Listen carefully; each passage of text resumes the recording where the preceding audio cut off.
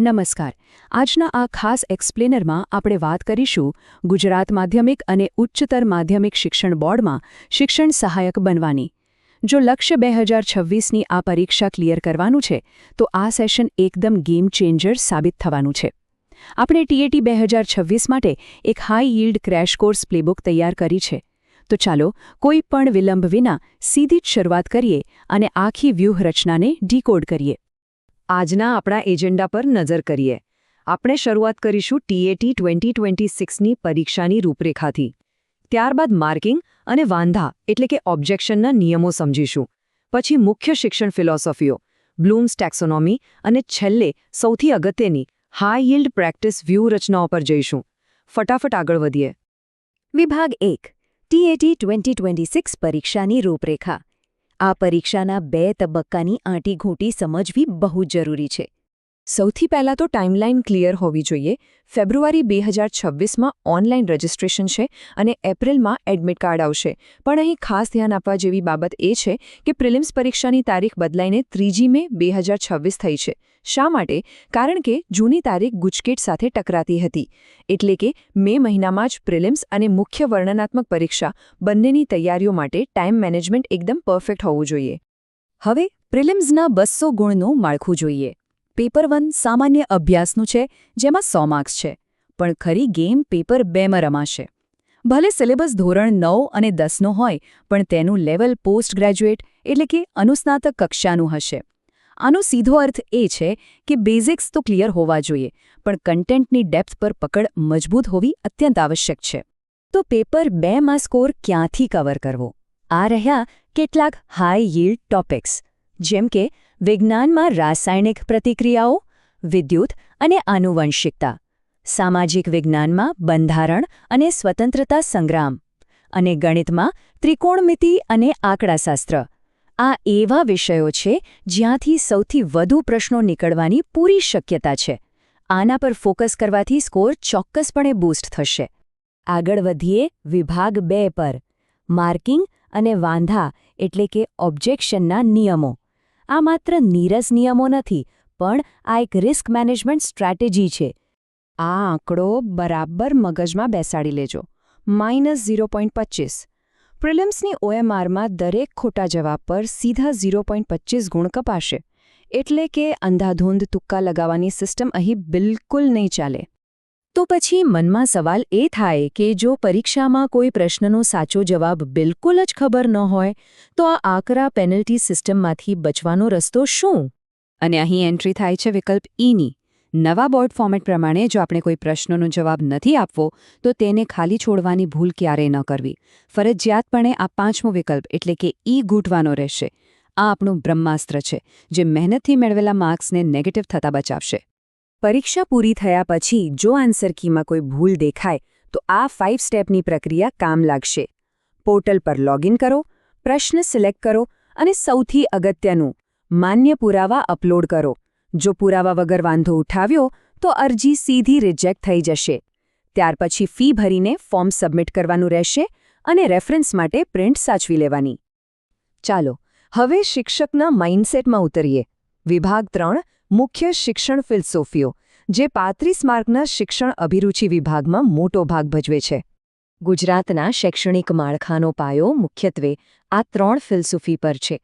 આદર્શવાદ એટલે કે આઇડિયલિઝમ, જેમાં પ્લેટો અને અરવિંદ જેવા વિચારકો માને છે કે મન અને આત્મા જ સત્ય છે. બીજું છે પ્રકૃતિવાદ અથવા નેચરલિઝમ, રૂસો અને ટાગોરનો સિદ્ધાંત કે બાળકને પ્રકૃતિમાં મુક્ત છોડી દો.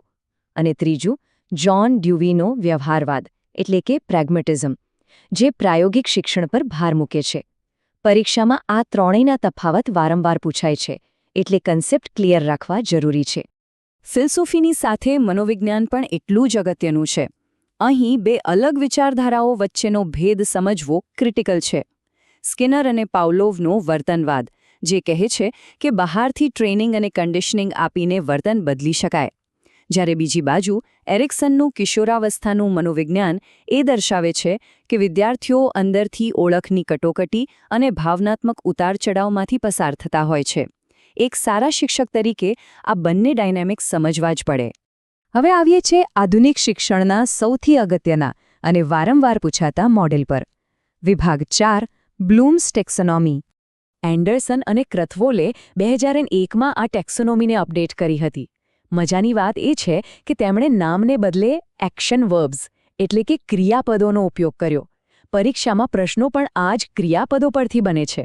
જો પ્રશ્નમાં તફાવત બતાવો એવું લખ્યું હોય તો સમજી લેવાનું કે એ એનાલાઇઝિંગ એટલે કે વિશ્લેષણના સ્તરની ચકાસણી કરે છે. આ લેવલ્સ ગોખી જ મારવા જેવા છે. આમાં સૌથી ટોચનું સ્તર છે સર્જન કરવું એટલે કે ક્રિએટિંગ. સર્જન કરવામાં અલગ અલગ ભાગોને જોડીને એક નવું કાર્યાત્મક સ્વરૂપ બનાવવાનો સમાવેશ થાય છે. અત્યારની આધુનિક સ્ટેમ લેબ્સનો મુખ્ય ટાર્ગેટ પણ આ જ છે. વિદ્યાર્થીઓ માત્ર સાંભળે નહીં પણ જાતે કંઈક નવું બનાવે એ જ ખરો હેતુ છે. શિક્ષણ પદ્ધતિમાં બીજો એક કન્સેપ્ટ છે એક્શન રિસર્ચ એટલે કે ક્રિયાત્મક સંશોધન. આ કોઈ મોટી યુનિવર્સિટીની થીસીસ નથી. આ એક્શન રિસર્ચ સ્પાઇરલનો સીધો ઉપયોગ ક્લાસરૂમની રોજબરોજની પ્રોબ્લેમ સોલ્વ કરવા માટે થાય છે. પદ્ધતિ સિમ્પલ છે.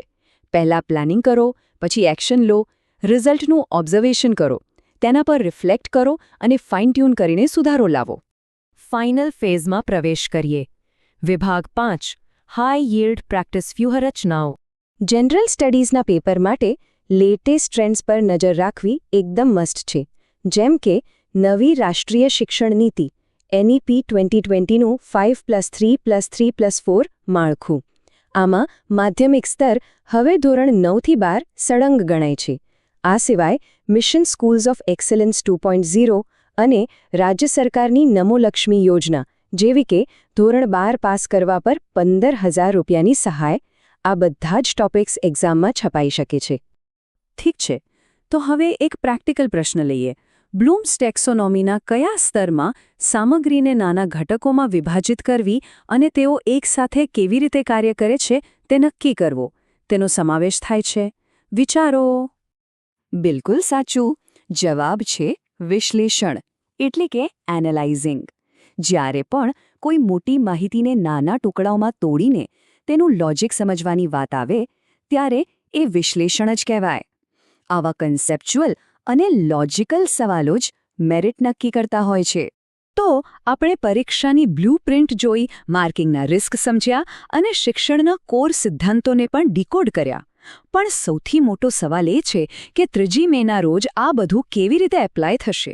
શું તૈયારીનું લેવલ ખરેખર પોસ્ટ ગ્રેજ્યુએટ કક્ષાનું છે? શું OMRમાં વિકલ્પ ટીક કરવાની માનસિક તૈયારી થઈ ગઈ છે? આ સવાલોના જવાબ અને આ પ્લેબુકનો અમલ જ આપણને સફળતા અપાવશે. આજના આ એક્સપ્લેનરમાં બસ આટલું જ. તૈયારી કરતા રહો અને આવજો.